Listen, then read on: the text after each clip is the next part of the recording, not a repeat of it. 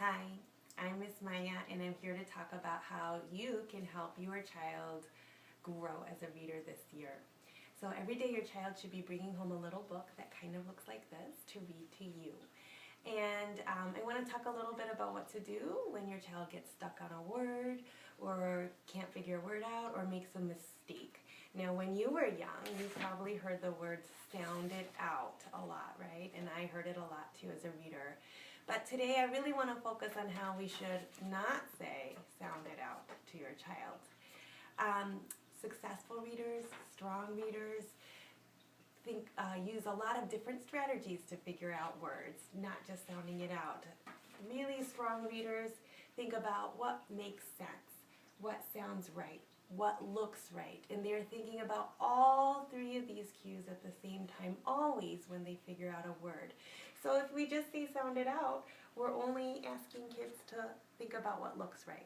So we want your child to be a strong reader, so we want them to use all three of these things, and that's why we've sent home a prompting guide to support you, to give prompts that will help your child use think about these three different cues.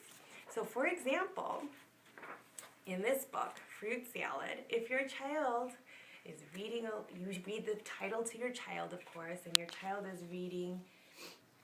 Okay, and if your child is reading along and says, I like, and gets stuck on the word, you don't want to say sound it out, because this would be a really long and tricky word to sound out, right? Nah.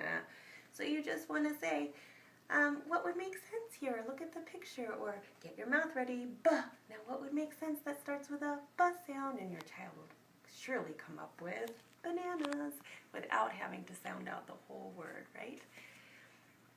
Keeping on, I like apples. If your child makes that mistake, you can say to them, well, it does look like an apple, but let's go back and make it look right because I see that puff puff sound at the beginning. I like pears. They will surely be able to say that. And then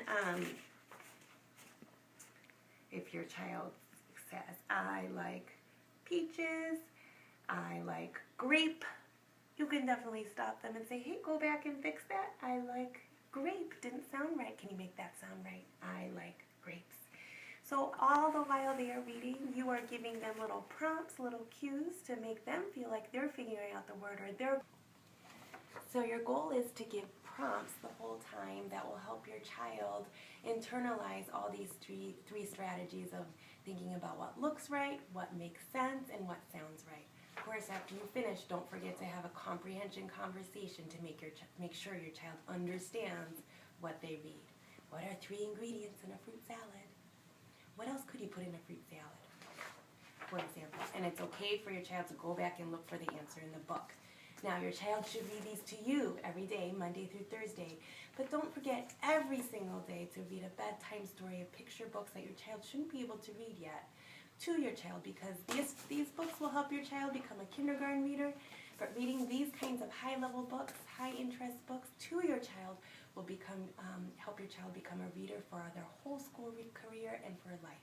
Thank you.